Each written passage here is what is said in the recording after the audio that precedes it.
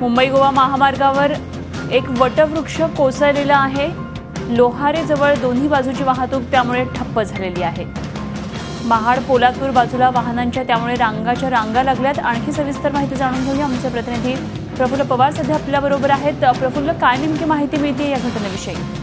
अनुपमा, पोलादपूर जवळ मुंबई गोवा महामार्गावर पोलादपूर जवळ जे लोहारे गाव आहे त्या गावाच्या जवळच हे पिंपळाचं एक मोठं झाड होतं आणि हे झाड आज दुपारी 2:30 वाजण्याच्या सुमारास कोसळलेलं आहे। त्यामुळे रत्नागिरीकडून येणारी वाहतूक असेल किंवा कोकणात जाणारी वाहतूक असेल, दोन्ही बाजूकडची वाहतूक ठप्प झालेली आहे।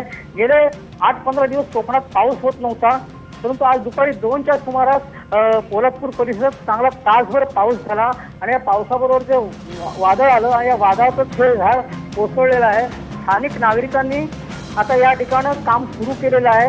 मुंबई गोवा महामार्गावरील राष्ट्रीय महामार्गाचे जे अधिकारी होते हे अधिकारी या ठिकाणी उपलब्ध नाही आहेत। आज कोकणात जो महामार्गाच्या चौपदरीकरणाचा कार्यक्रम, जो उद्घाटनाचा कार्यक्रम होतोय, या कार्यक्रमासाठी इथले बरेचसे अधिकारी जे आहेत ते सिंधुदुर्गात गेलेले आहेत आणि त्यामुळे इथे कोणीही अधिकारी उपलब्ध नाही। योगायोगाने किंवा सुदैवाने म्हणा, पोलिसांची जी वाहनं होती ती पोलिसांची वाहनं या वाहतूक कोंडी त्या झाडामुळे अडली गेली आणि थांबली आहेत आणि त्यामुळे पोलिसांनी आता या ठिकाणी ग्रामस्थांच्या मदतीनं हे झाड जे आहे ते झाड बाजूला करण्याचं काम सुरू केलेलं आहे। पण हे झाड जे आहे खूप मोठं झाड असल्यामुळे अजून 1 ते 1.5 तास हे झाड बाजूला करायला एवढा कालावधी लागणार आहे। त्यामुळे ही वाहतूक जी कोंडी आहे ती आणखी वाढण्याची शक्यता आहे। अनुपमा, प्रफुल्ल, धन्यवाद दिलेल्या या सगळ्या सविस्तर माहितीविषयी। तुमच्याकडून ताज्या अपडेट जाणून घेत राहू वेळोवेळी। तुर्तास धन्यवाद। झाड बाजूला करण्याचे गावकऱ्यांचे प्रयत्न सुरू आहेत, मात्र अजून 1 ते 1.5 तास लागू शकतो। मुंबई गोवा महामार्गावर अशा प्रकारे झाड कोसळले, वाहतूकची कोंडी झाली आहे।